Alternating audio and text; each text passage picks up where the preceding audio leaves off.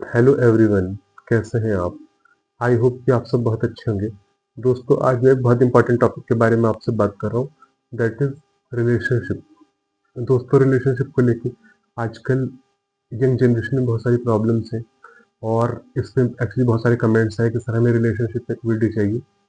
तो मैं आज उसी टॉपिक के बारे में आपसे बात कर रहा हूँ। तो दोस्तों, ऐसा क्या रीज़न है कि रिलेशनशिप में आजकल इतने सारे प्रॉब्लम्स आ रहे हैं और मैरिज के बाद इतने सारे इश्यूज हो जाते हैं? तो इस टॉपिक पे मैं आपसे बात कर रहा हूँ। बेसिकली इंसान को शादी करने से पहले या आपके लाइफ पार्टनर में ऐसी कौन सी क्वालिटीज है जो होनी चाहिए एक लॉन्ग लाइफ रिलेशनशिप के लिए? तो सबसे पहली चीज है respect. If you are not respecting your spouse, your life partner, then it's very difficult to survive with that person in the long run.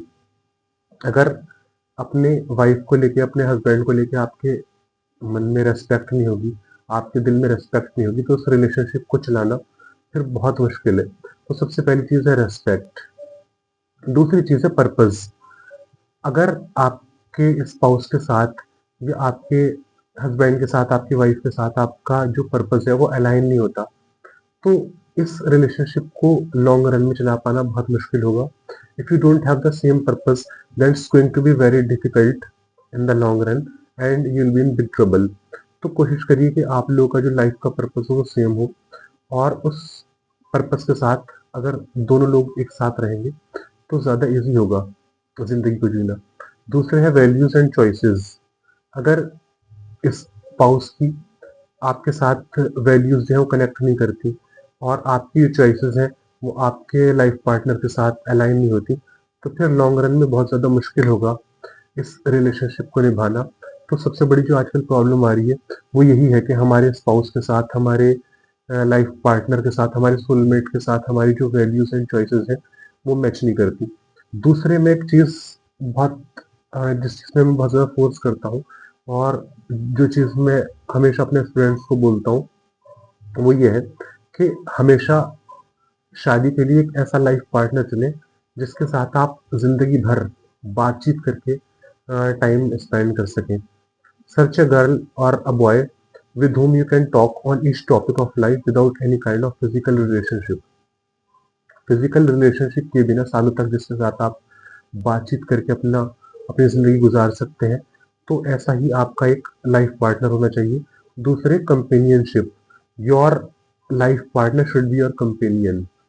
अगर आपको लग रहा है कि आपका जो लाइफ पार्टनर है उसके साथ आपने इसलिए शादी की है कि उसके साथ आपकी लाइफ फुलफिल होगी, वो आपकी ज़िंदगी आसान हो जाएगी, तो ये शुरुआती गलत है और इस तरीके से कोई भी रिश्ता जो है वो लंबे टाइम तक नहीं चल पाता।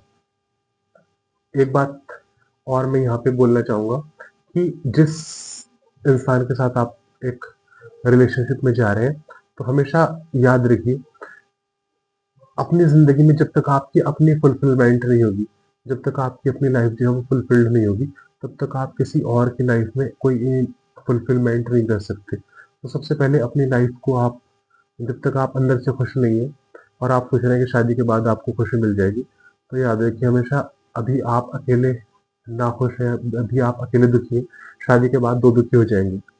और अगर अनफॉर्चुनेटली आपने इस कंडीशन में, आपकी लाइफ में कोई और आ गया, तो तीन दुखी हो जाएंगे। So this kind of marriage does not be successful in the long run. So always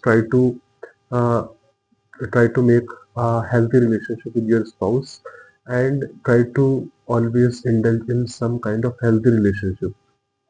तो हमेशा अपने स्पाउस की रिस्पेक्ट करिए, आपका पर्पस अलाइन होना चाहिए, आपकी चॉइसेस और आपकी वैल्यूज आपके स्पाउस के साथ मिलनी चाहिए, और हमेशा शादी से पहले अपनी लाइफ को फुलफिल करिए। अपनी अगर आपकी लाइफ में आप खुश नहीं है और आप ये सोच रहे हैं कि शादी के बाद खुशी आ जाएगी, तो आपकी शुरुआत ही गलत है। पहले आप सबसे पहले अपनी लाइफ खुद से सेटिस्फाइड रहिए, जो दूसरा आपका स्पाउस है वो अपनी लाइफ से सेटिस्फाइड होना चाहिए, और तब अगर आप लोग रिलेशनशिप में आएंगे, then this relationship would be a successful relationship. So I think this is sufficient in this video. Thank you so much.